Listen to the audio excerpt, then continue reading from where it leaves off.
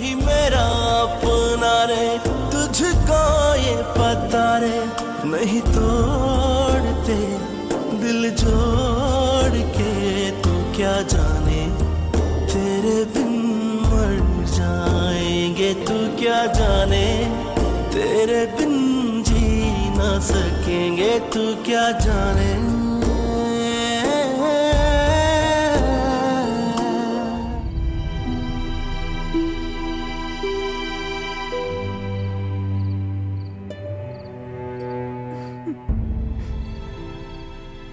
شاینا بگو ببینم چی شده. مامان منو نفرین کرد. نه عزیزم، اینجوریام که میگی نیست. چرا باید این کارو بکنم؟ نفرین کرد. ببین عزیزم، باور کن سوء تفاهم شده. من قبول دارم مادرم زبونش تنده و تلخه، ولی به خدا قسم باور کن توی دلش هیچی نیست. اون آدمایی که تو دلشون چیزی نباشه اینجوری حرف نمیزنن.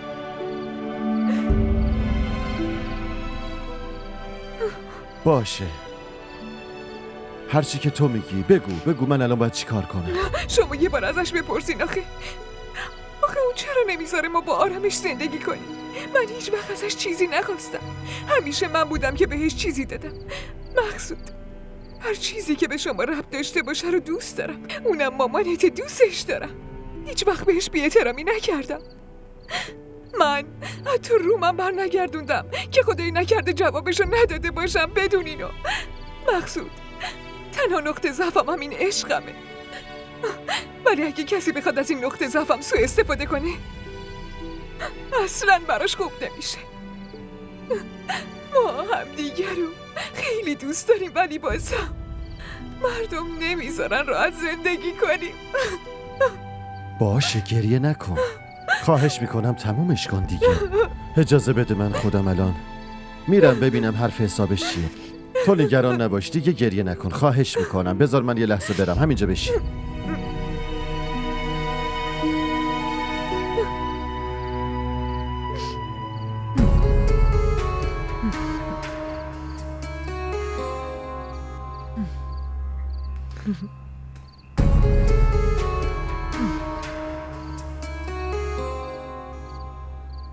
آفرین پسرم، آفرین. زنت شکایت کرده اومدی مادرتو داری بازخواست میکنی؟ ها؟ ای خدا، زنده موندم که این چیزا رو ببینم. مادر محض رضای خدا آرومتر حرف بزنین. آروم؟ واسه چی آروم؟ چرا آروم باشم؟ ها؟ از زنت شکایت شنیدی؟ من باید جوابگو باشم؟ چیزایی که اون به من گفته رو بپرس، از من بپرس تا بهت بگم. بپرس. نه مادر، منظور من این نبود. اون اونجا داره گریه میکنه.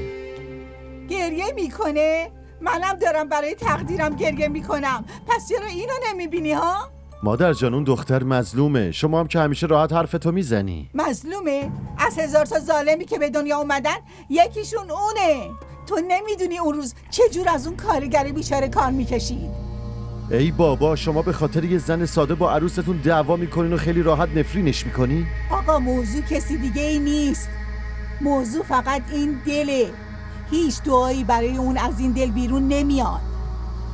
مادر جان وقتی که من اعتراضی ندارم آخه. چه اعتراضی آخه پسرم؟ موضوع اعتراض نیست، موضوع احساسات توئه. تو هنوز نفهمیدی اون دشمن روزای خوشمونه. ای خدا، اگه من اینو میدونستم اصلا اونو عروس خونم نمیکردم.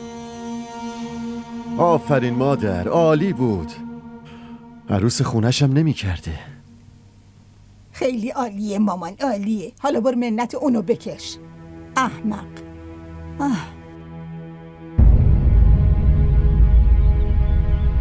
از نفرین ماما میترسم. اون مامان مقصوده. مقصود میترسه، خب بترسه. شما دارین شوخی میکنین زنده داشت؟ نه خیر، من فقط دارم اینو میگم که تو از کی تا حالا اینقدر ترسو شدی؟ نمیدونم از کجا به کجا رسیدم. اصلا نفهمیدم. باز همون حرفای غمگین؟ یه جوری به نظر میرسه انگار درونم یه چیزی شکسته. دل یا شهامتم. الان که همه ی عمر جلوی روته؟ سندادش من نمیتونم حالمو توصیف کنم. وقتی خبر بچه دار شدن یکی رو میشنوم یا زن باردار میبینم، اینقدر دلم میخواد با لگد بزنم تو شکمش. توبه کن شاینا، چت شدی؟ یه کاری بکن، نماز بخون. بعد نمازم از خدا بخواه بهت آرامش بده. بچه نخوام. شاینا دیدین شما هم ساکت شدین. شاینا باید ذهنتو مشغول کنی. هزار راه وجود داره که بتونی ذهنتو مشغول کنی. تو برو پیش دوستات، یه کار جدید شروع کن. اصلا کار یه شرکت رو پیش ببر. حتی برو آرایشگاه، اینجوری ذهنت مشغول میشه.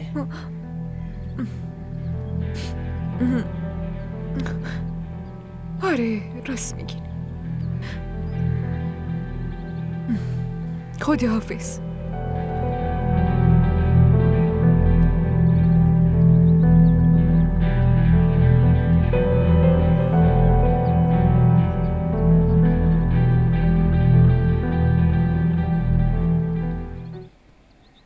اون دختر منه، تو خونه طوائف زندگی میکنه. اما اونم مامانشه. کاش من هیچ وقت پامو اونجا نمیذاشتم. کاش هیچ وقت زمردو نمیدیدم. کاش عاشقش نمیشدم. کاش عشق چشمامو کور نمیکرد و عقدش نمیکردم. تعداد کاشات خیلی طولانی شده. الان فکر کن که باید چی کار کنی. اگه توی خونه یکی این موضوع رو بفهمه چی؟ سعادت خان، شاینا، مادرم، قیامت به پا میشه. شاینا که میزنه به سیم آخر، مادرم از یه طرف آه و گریه میکنه.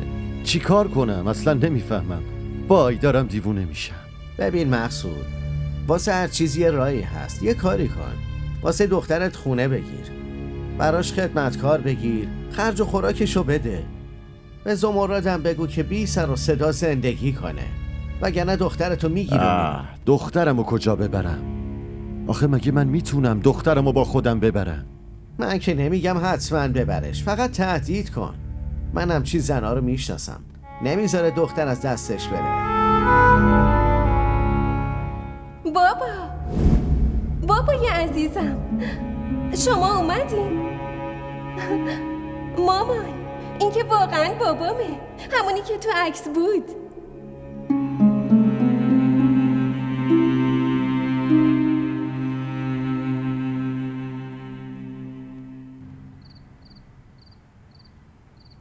بیا بگیر بشین. من میخوام که همه کدورت‌ها رو از دلت بیرون کنی و دیگه ساکت بشینی. ساکت بمونم؟ چرا؟ تا من یه دل سیر نگاهت کنم و ازت تعریف کنم.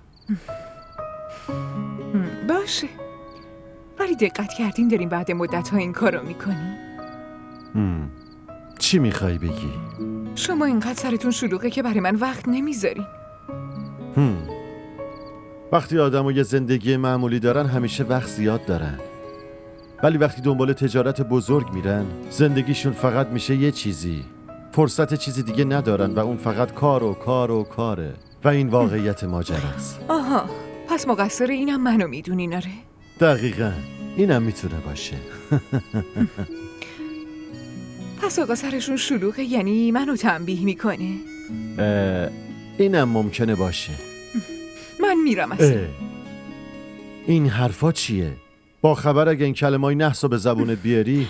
چرا؟ چی میشه؟ من میمیرم. ای بابا، خودتون هم الان حرف مزخرفی زدین. عزیزم خب تو این حرفو زدی، منم حرفتو تکرار کردم. دیگه از این حرفا نزن. شما هم دیگه از این حرفا به نزنید. دلم هزار جور ترس میفته.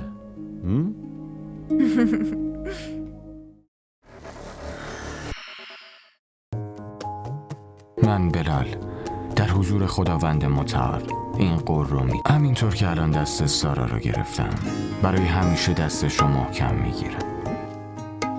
اصلا میدونی که زن و بچه دارن تو چه شرایطی زندگی میکنن؟ اگه تو نمیخوای منو طلاق بدی خودم پرونده طلاق باز.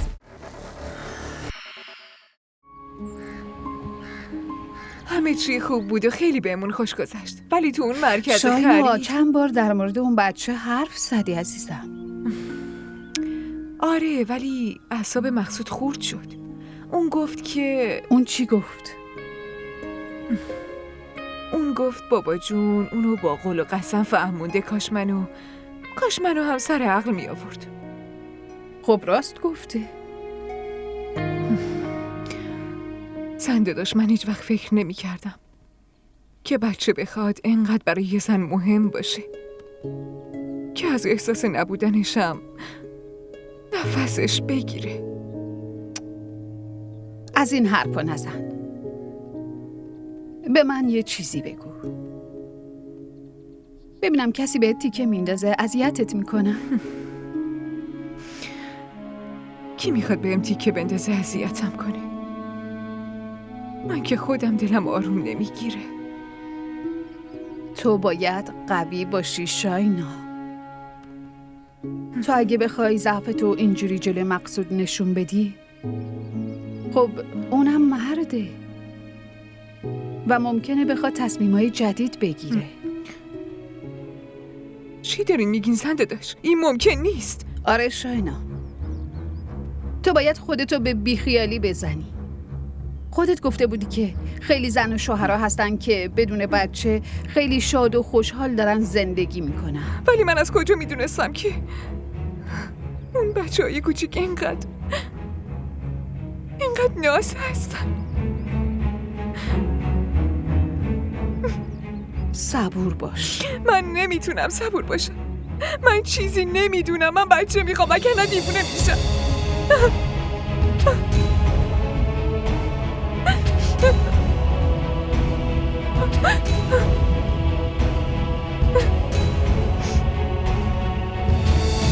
وقتی شنیدم اومدی خیلی خوشحال شدم. همین که پسرم خوابید فوری اومدم دیدنت. شاینا، تو خیلی کم پیدا شدی یا نمیدونم کجا سرت گرمه. داداش مقصود گفته خونه بابا اینا نیای. چی شده؟ خب چرا انقدر افسرده ای؟ نه نیستم. من در مورد تو خیلی فکر کردم. یه راه حلی به نظرم اومده. چه راه حلی؟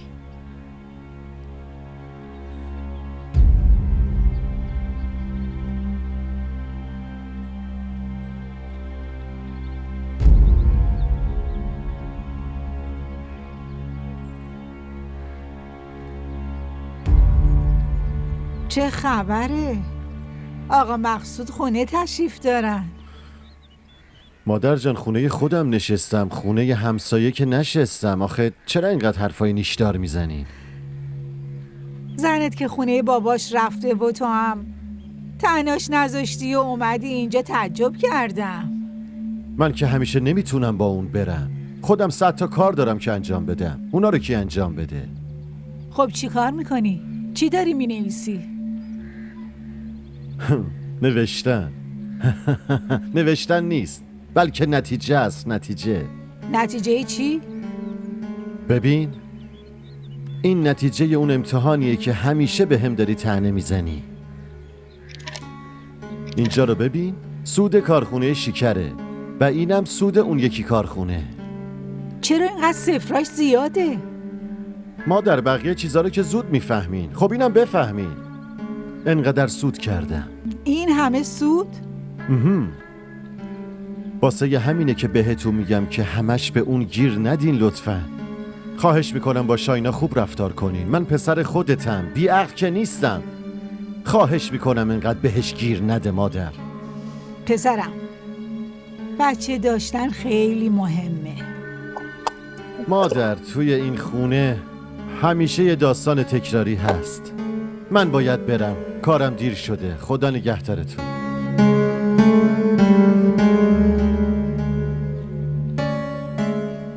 بچه بگیرن؟ آره. این چطور ممکنه؟ چرا ممکن نیست؟ خب کیه که بخواد بچه خودشو به من بده؟ این دیگه موضوع بعدیه. فعلا باید خودتو راضی کنی.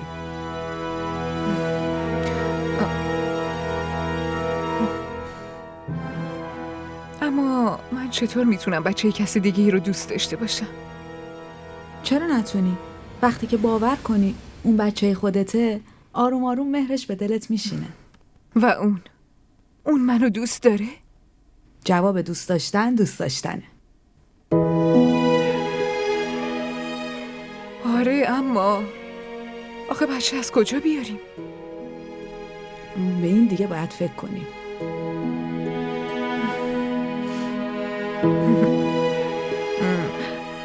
من بچه خیلی خوشگلی میخوام. راستی دختر بگیریم یا پسر؟ شاهینا، بچه که شوخی نداره.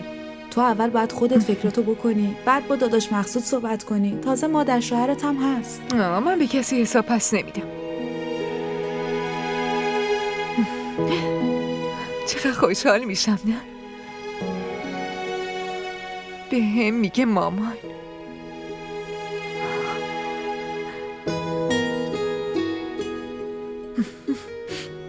اصلا باورم نمیشه. عزیزم جایی بخور.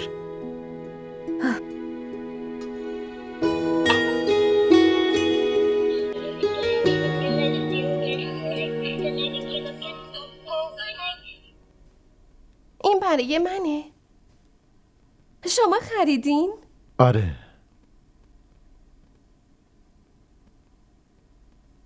من باید برم مدرسه. تو درس نمیخونی؟ معلم میاد اینجا ولی من میخوام برم مدرسه. شما برای من یه مدرسه بخرین. ببینم تو اینو چرا مدرسه ثبت نام نکردی ها؟ من آدم فقیریم، همین که شکمشو سیر کردم خیلیه برام. ما را در شبکه‌های اجتماعی دنبال کنید. من میبرمت. واقعا؟ داره. اینم برای توه. نگاه کن ببین چقدر شبیه اونه. خیلی خوشگله، مگه نه؟ دوستش داری؟ فردا حتما خودم برات کتاب میخرم. از لیوان چایی دست نخوردت. معلومه که جناب آب خونه منو واسه خودش حرام میدونه.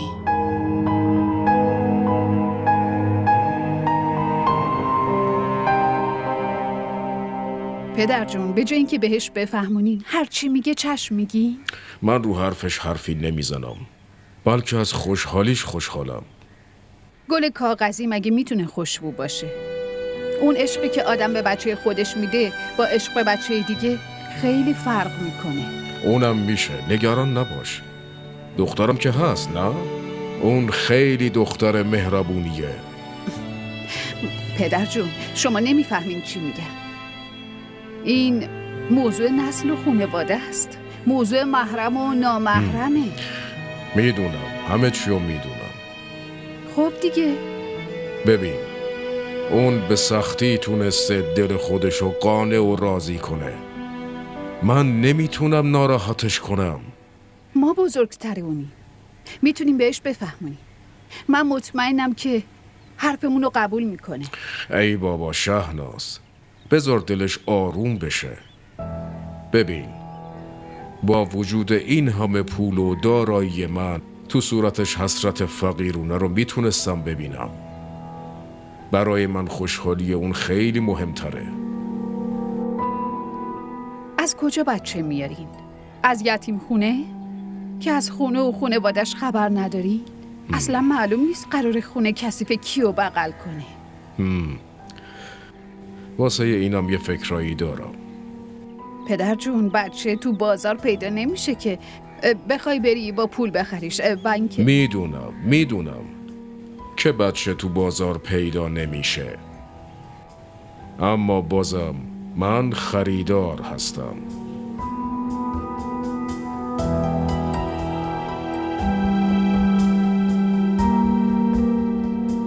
نه شاینا لطفا دیگه بسته. آخه من همینجوری نمیتونم هر چیزی رو که تو میگی قبول کنم. خواهش میکنم با من لجبازی نکن. ولی وقتی من قبول کردم شما دیگه چه مشکلی دارین؟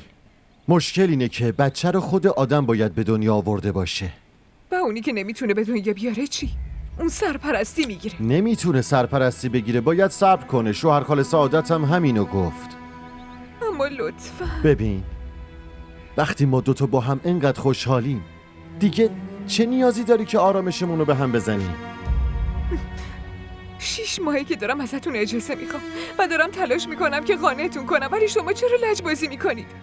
من لج نکردم، این تویی که لج کردی. सौदागर बन गए थे हम इश्क के दरबार में जिंदगी थे खरीदने चले हम राहों के बाजार से. اگه نمیتونین کمکم کنین پس تلاش نکنید که از تصمیمم صرف نظر کنم. بچه فقط بچه خود آدمه. چطور میشه واسه بچه یکی دیگه مادری کرد؟ وقتی من بگیرمش اون مال من میشه و مادری یعنی همین. من همه چیزمو فداش میکنم. و اون حکمی که شرع داده چی؟ اگه پسر باشه برای تو نامحرمه، اگه دختر باشه برای مقصود. اون بچه ما خواهد بود زن داداش. یه لحظه صبر کن ببینم. از ما نه، فقط تو. من با اون هیچ نسبتی نخواهم داشت. آره مقصود. از بس داستان تکراری رو شنیدم خسته شدم. دیدی؟ هر وقت من این حرفو پیش میکشم همین کارو میکنه. کار خوبی میکنه. تو چرا نمیخوای بفهمی؟ خاله شما بهش بفهمونی. من دیگه کی باشم؟ اما لطفاً خاله.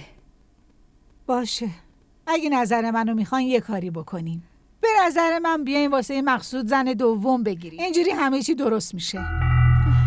بچه اولشم میدم تو بزرگ کنی.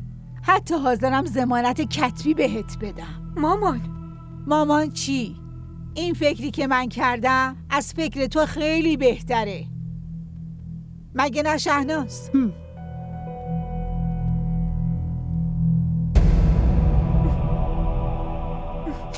من تو زندگی مخصوص زن دومو نمیتونم تحمل کنم زن داداش. اگه حرفمو قبول میکنی پس بچه رو از فامیل بگیر. فامیلم؟ همون خواهر شوهرت راشده. اون دختر داره، دختر اونو بگیر. خواهرزاده مقصود اونم قبول میکنه. رو کاغذم امضا بگیر. یه پسرم داره دیگه نه؟ خدا بازم بهشون بچه میده. آخه اون قبول میکنه؟ چطور قبول نکنه؟ تا جایی که من این مادر و دختر رو میشناسم خیلی طمع دارن. همین که حرف پول و طلا بشه سریع قبول میکنن.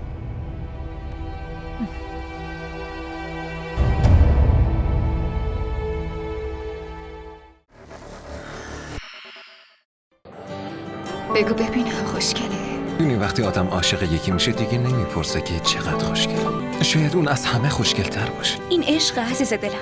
آب نیست که هر وقت تشنت شد بگی یه لیوان آب بده. برای آب باید هزینه‌شو داد. به همون قیمتی که تشنه‌های کربلا پرداخت کردن. این چه حرفیه که میزنی؟ شما چطور میتونین همچین فکری کنین زن داداش؟ تو که پسر داری راشده. خدا بازم میده.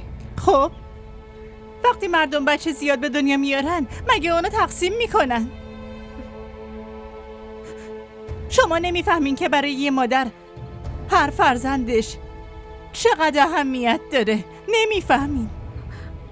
من مثل دختر خودم میدونمش. دوستش خواهم داشت. این حرف اصلا به شما نمیاد. شما به جز خودتون نمیتونین هیچ کسی رو بیشتر دوست داشته باشین. راشده، خونم، زمینم، طلاهام، وسایلم، همشو به اسم دخترم میکنم. این طمع شماست. از این بیشتر دیگه چی کار میتونین بکنین؟ شما از کجا بدونین که بچه چقدر مهمتر از این حرف هست؟ عشق مادر چیه؟ محبت فرزند چیه؟ راشده خیلی ازش مواظبت میکنه. یعنی چی؟ مگه من اینو توی کوچه گذاشتمش ها؟ نور چشم منه، دختر من آرامش دلمه. مامان شما چرا ساکتی؟ مامان چرا حرف بزنه؟ دختر منه، من حرف میزنم. بریم. راشده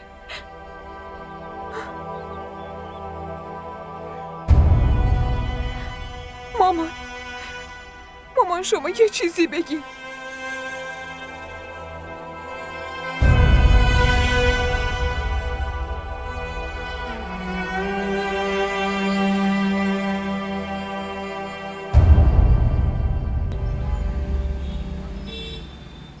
نه خیر.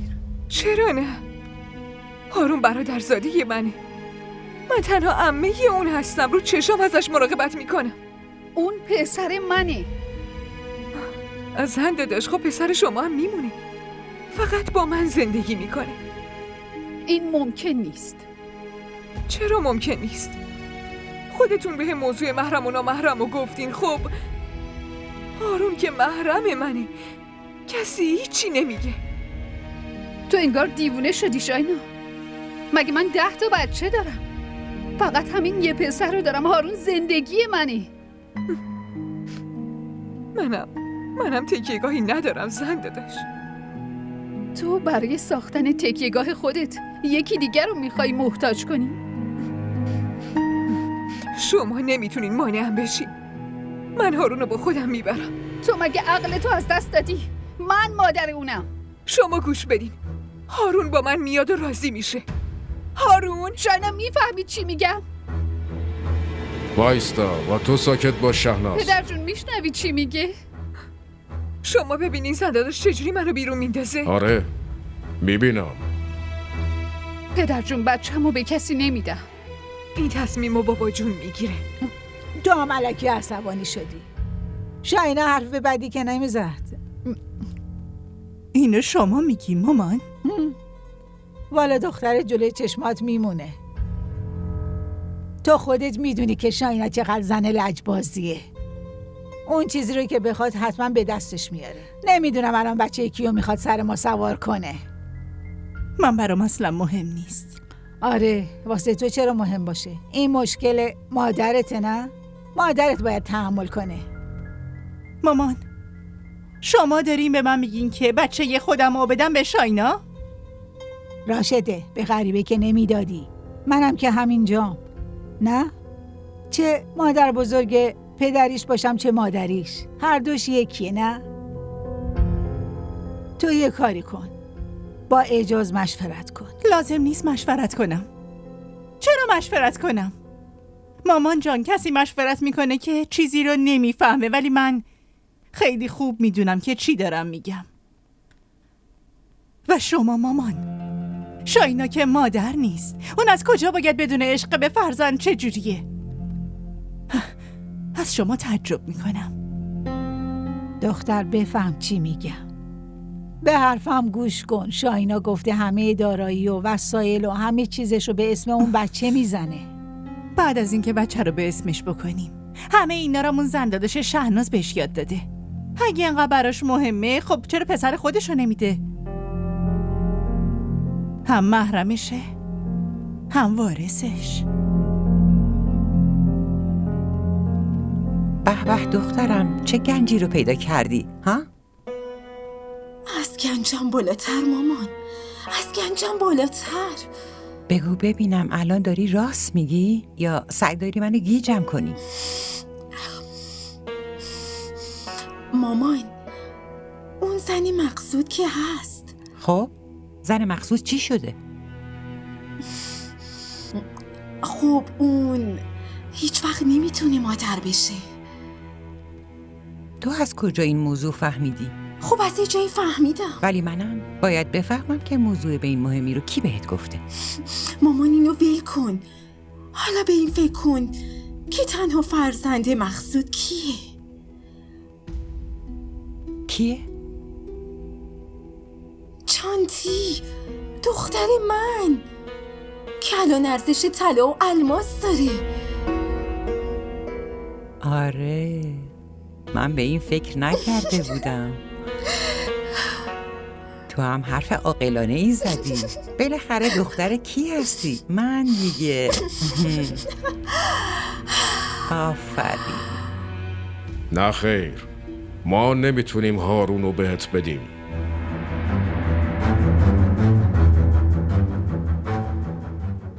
بابا جون. آره دخترم، هارون وارث منه. اون امانت پسرمه. من تو چهره هارون عادل رو میبینم. اون عصای دست منه. من برای نجات خونه تو همه دارایی و اموالم رو میتونم بدم، ولی هارون رو نمیتونم بدم. بابا جون، من دخترتون شاینا شما به من نمیگی؟ ولی تو به این فکر کن که چی میخوای. دستتو رو دلت بذار دخترم. من کاملا مطمئن بودم که به نفع من تصمیم میگیری. من چطور آغوش یکیو خالی کنم و اون یکیو پر کنم؟ باشه، شما منو دست خالی میفرستی. نه خیر دخترم، نه خیر. دخترها هیچ وقت از خونه پدرشون دست خالی نمیرن. شاینا، لطفاً اینجوری نگو. خب دیگه چی مونده؟ شما که به من نگفتی. یه کمی منتظر باش. من نمیتونم منتظر باشم. اینو به من بگو که تو هارون رو میخوای یا یه بچه برای آرامش دل خودت؟ ما را در شبکه‌های اجتماعی دنبال کنید. این بچه گیرت میاد. بابا جون، چی میخواین بگی؟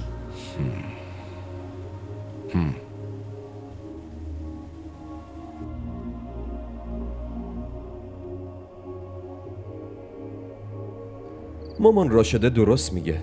ما نمیتونیم دخترمونو بدیم. خواهرها برای داداششون جونشونم میدن. جونمو بگیرین ولی بچه‌مو نه. در ضمن چرا شما اینو نمیفهمین که این موضوع فقط و فقط لجبازیای شایناست، چیزی بیشتر از این نیست. و اگه شاینا رو از این وسط برداریم چی؟ شاینا از این وسط کنار نمیره. اگه شاینا کنار بره که شهر میخوابه. آخه شما یه چیزی بهشون بگین. مامان من نمیفهمم شما چرا انقدر نگرانین. اونم وقتی مقصود اصلا به فکرش نیست. آره خب تو درست میگی، ولی یه خورده صبور باشین. واسه مقصود زن دوم میگیریم. مقصود قبول میکنه؟ به هیچ وجه. آخه اون به داداش سعادت قول داده. مامان داداش سعادت که تا ابد زنده نمیمونه. و شاینا؟ بابا شاینا چیه؟ زن دیگه 2-3 روز گریه میکنه بعدش هم آروم میشه. آها، مگه من تا ابد زنده میمونم؟ مامان هرچی، ولی من این بچه رو به کسی نمیدم. نمیدونم. خب برو به جهنم. نده. برو خوشحال باش. برو. واقعا که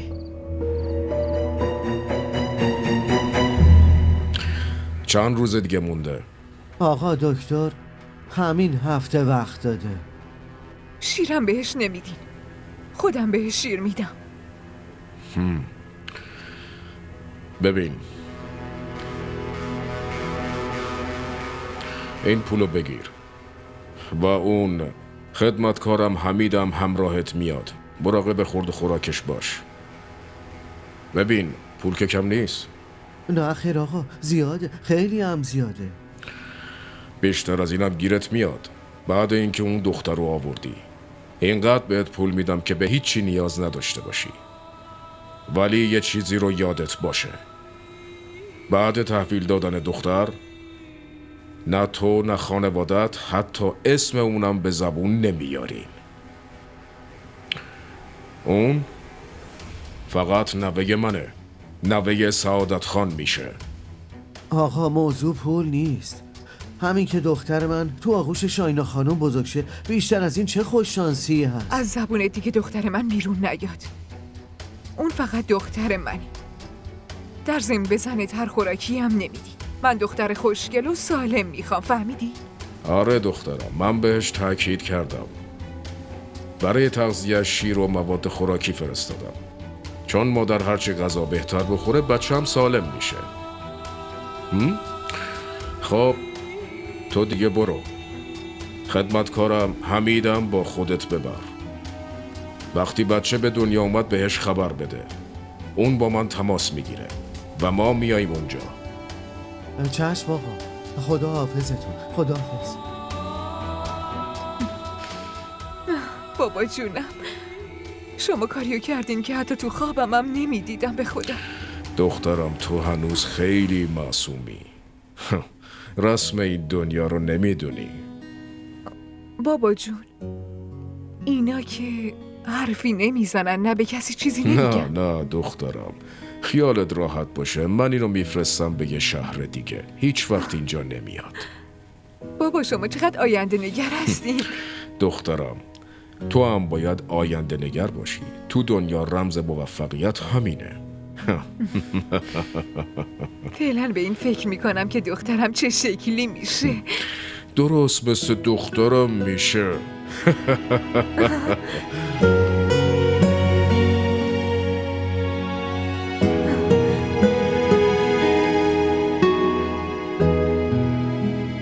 راشده خانم و مامان خانم تعجب میکنن.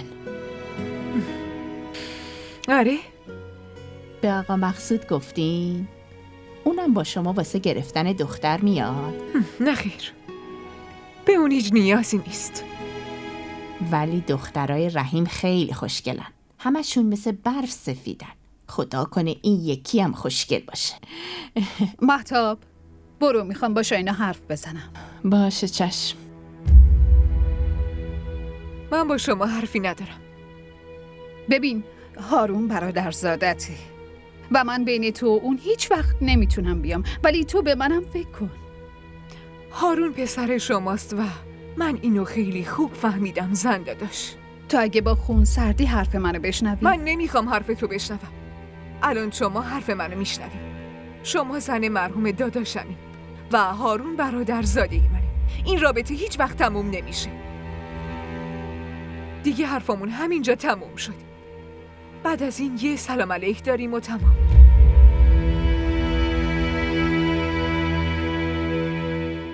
بابا میدونین چیه؟ مدرسم خیلی خوبه. همینطور کتابام و ظرف غذام. که اینطور؟ شما میدونین معلم عینک میزنه؟ منم عینک میخوام. میخرم برات. بابا شما هر روز منو میبرین مدرسه و میارین نه؟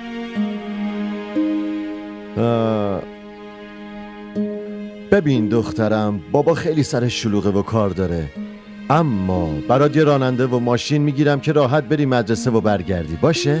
برای چی؟ مامان گفته بود شما رفتین که پول زیادی به دست بیارین.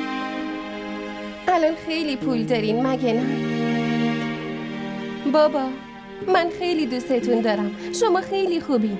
دیگه نمیخوام واسه کار کردن از اینجا بریم.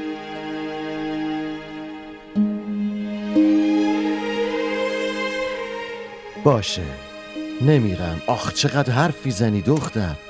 الان مدرسه دیر میشه عزیزم. دیگه فقط فکر درس خوندن باش. تو ही मेरा अपना रे तुझको ये पता रे नहीं तोड़ते दिल जोड़ के तू क्या जाने तेरे बिन मर जाए. DDTV ارائه کننده بزرگترین سریال های درامای ترکی، کره‌ای، پاکستانی دوبله شده به فارسی می باشد. لطفاً سابسکرایب کنید و عضوی از خانواده ما شوید.